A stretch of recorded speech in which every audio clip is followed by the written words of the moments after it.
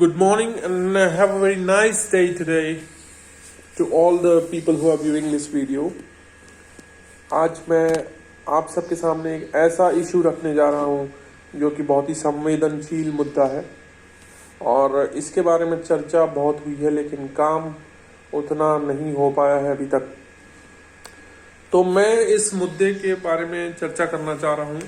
आज ये मुद्दा है कि the issue is the climate change.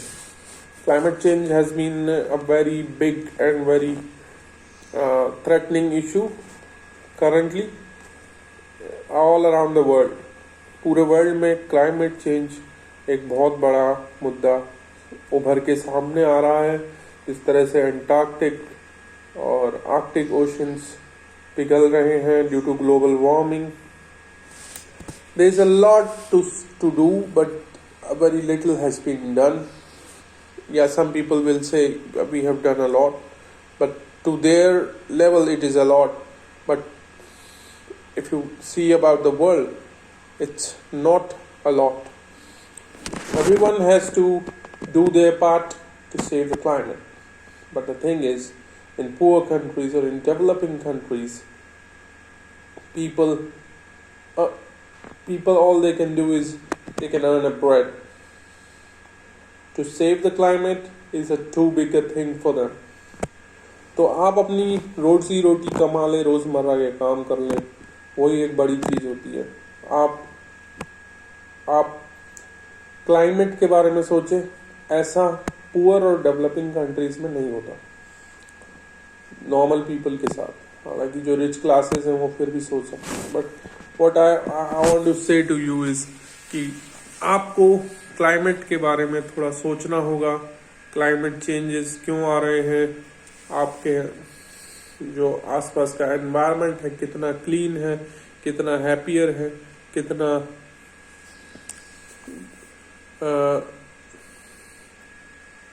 Hygienic है, इन सब के बारे में हमको सोचना होगा। तो climate change means how climate change has occurred.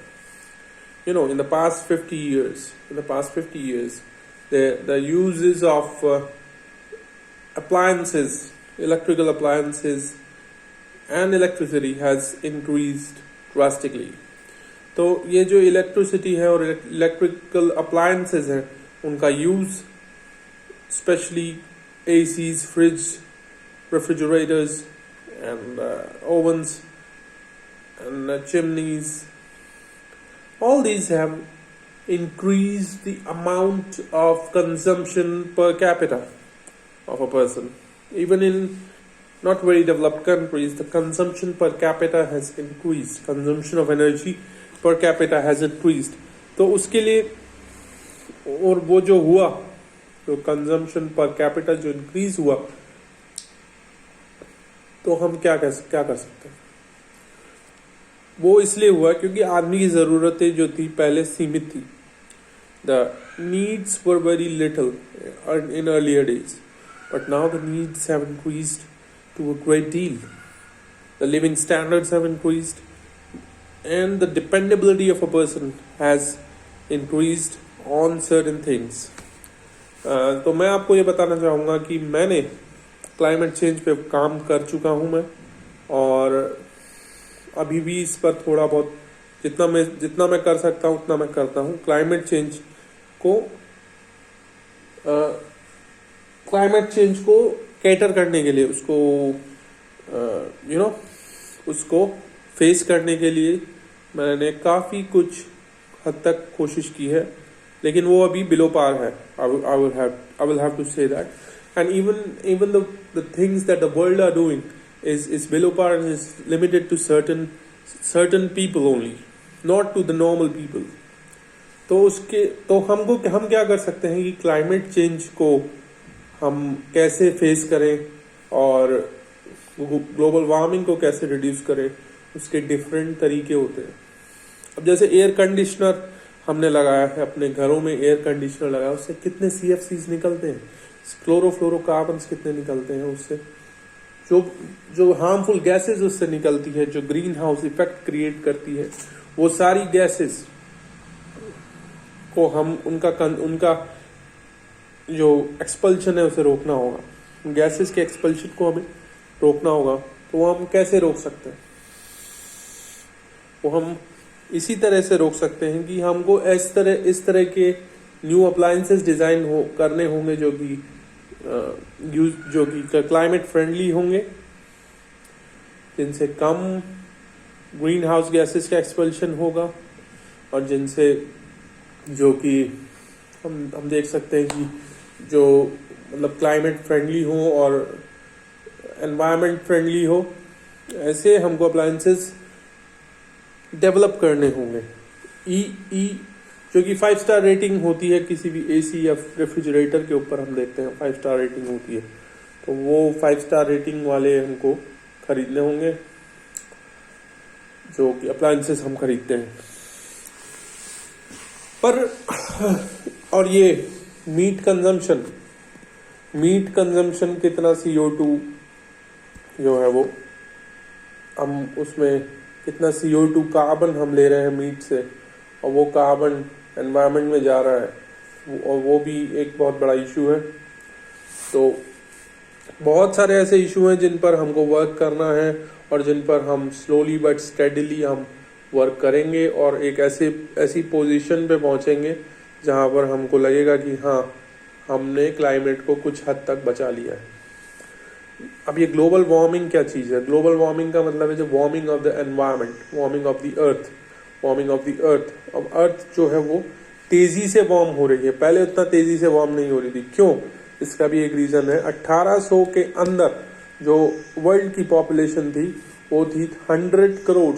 1920 के अंदर जो वर्ल्ड की पॉपुलेशन थी वो थी 200 करोड़, और अब यानी 2023 या 2020 मान लीजिए, तो 2020 के अंदर जो वर्ल्ड की पॉपुलेशन थी वो थी 7.8 crore, 7.8 billion, not crore, that means 780 crore. और अब 23 में या 15 नवंबर 2022 को वर्ल्ड की पॉपुलेशन पूरी 800 करोड़ पे पहुंच गई, यानी 8 बिलियन पे पहुंच गई। तो जो कि 1920 में 200 करोड़ थे, अब 800 करोड़ हो गए, यानी 103 सालों में ये 600 करोड़ ऐड हो गए हैं। तो ये इतना ज़्यादा पॉपुलेशन इंक्रीज पिछले 100 ईयर्स में हुआ है, जो कि एक बहुत बड़ा इशू है। और ऐसा क्यों हुआ? क्योंकि आज लोगों ने अपनी पॉपुलेशन को इंक्रीज किया, क्योंकि उनके पास अच्छी सुविधाएं आ गई, अच्छी चीज़ें आ गई, और उनकी जो थी उनका जो लेवल्स है, जो सोचने का लेवल है वो इंक्रीज हुआ है, और वो बहुत सारे उनके लिविंग स्टैंडर्ड्स इंक्रीज हुए हैं,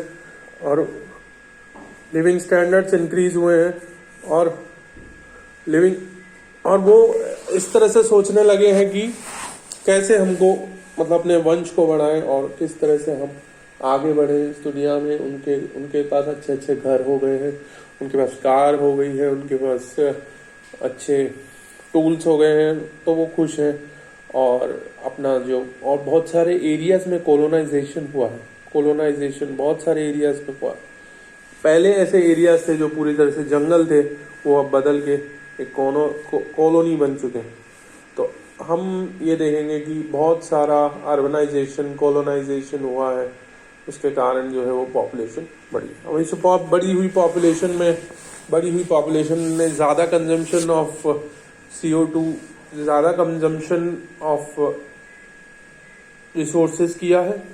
और रिसोर्सेज हर प्रकार के होते हैं, जैसे ऑयल हो गया, वाटर हो गया, फूड हो गया, ये सारे रिसोर्सेज का कंजम्पशन बढ़ गया है।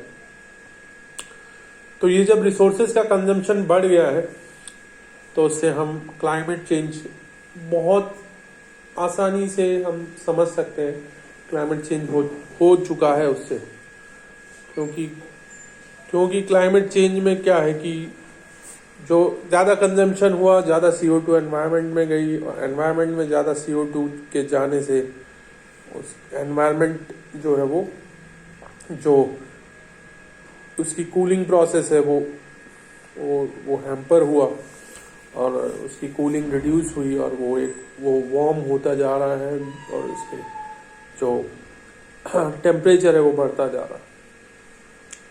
तो this is called climate change, this is called global warming. Now, one more thing I would like to say is that, so because of this global warming, what we can see is that the life has become very, stressful, very stressful. और global warming के कारण जो है oceans पिघल रहे हैं, और जो आइस थी वो माउंटेन से वो पिघल रही है, और धीरे धीरे ऐसा होगा कि कुछ शहर तो डूब ही जाएंगे. तो global warming is a big issue और climate change is a big issue. इसको कैटर करने के लिए हम क्या कर सकते हैं, इसको रोकने के लिए हम क्या कर सकते हैं? हम क्लाइमेट फ्रेंडली एनवायरनमेंट में रहें, इको फ्रेंडली मतलब हमें कम से कम रिसोर्सेज का यूज़ करना होगा, कम से कम हमें कार्बन इनटेक करना होगा, कम से कम हमें अप्लायंसेस का यूज़ करना होगा, हमें इलेक्ट्रिसिटी सेव करनी होगी, हमें जो कि वेस्ट डिस्पोजल है उसको ढंग से, वेस्ट डिस्पोजल को हमें अच्छे से करना होगा कि उससे जो हार्मफुल गैसेज है वो ना निकले. उसकी अच्छे से थर्मल कंपोस्टिंग होती है या इंसिनरेशन है, वो सब अच्छे से हमको करना होगा. और इसी तरह से हमें अपनी जगह को बिल्कुल साफ और हाइजीनिक रखना होगा, और हाइजीनिक रखेंगे, साफ रखेंगे और क्लाइमेट फ्रेंडली रहेंगे तो खुद का दिमाग भी सही रहेगा और क्लीन रहेगा.